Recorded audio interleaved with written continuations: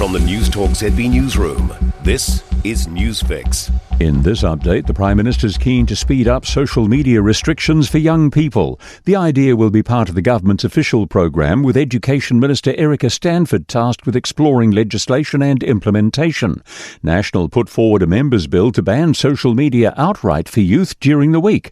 Chris Luxon says the reaction's been overwhelmingly positive. He says parents and teachers constantly tell him they're worried about the impact of social media. There will be many people who's going to say it's just way too hard. But frankly, it's just way too important for us at least not to even try. We have to do something. Our hospitals could face even more strain if the government does not boost hospice funding. Hospice New Zealand data show they raised more than $110 million to stay afloat last year and handled nearly a third of all deaths in the country while caring for over 9,000 people with a terminal illness.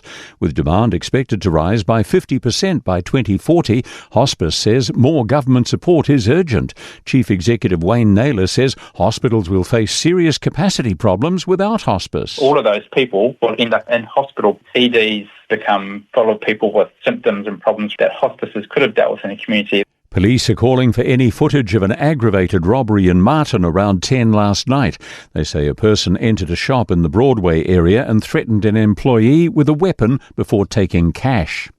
Support for the government's plan for tough new penalties to clamp down on antisocial road users. Convicted fleeing drivers, boy racers and people taking part in intimidating convoys will in most cases find their vehicles destroyed or forfeited.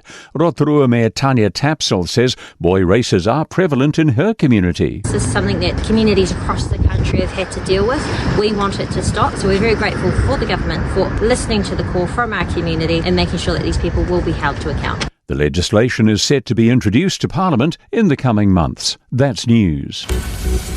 In sport, the Tall Blacks have struck back against Australia's Boomers, winning the third dead rubber Trans-Tasman Showdown basketball game 106-97 in Hamilton.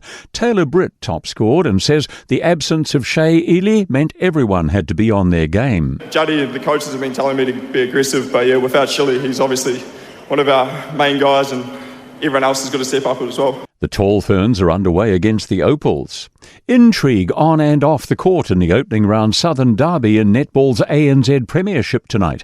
The mainland Tactics host the Southern Steel with former teammates now in opposition head coach roles. The Steel's Wendy Frew and the Tactics' Donna Wilkins were long-time Steel teammates. That's sport. I'm Joe Gilfillan.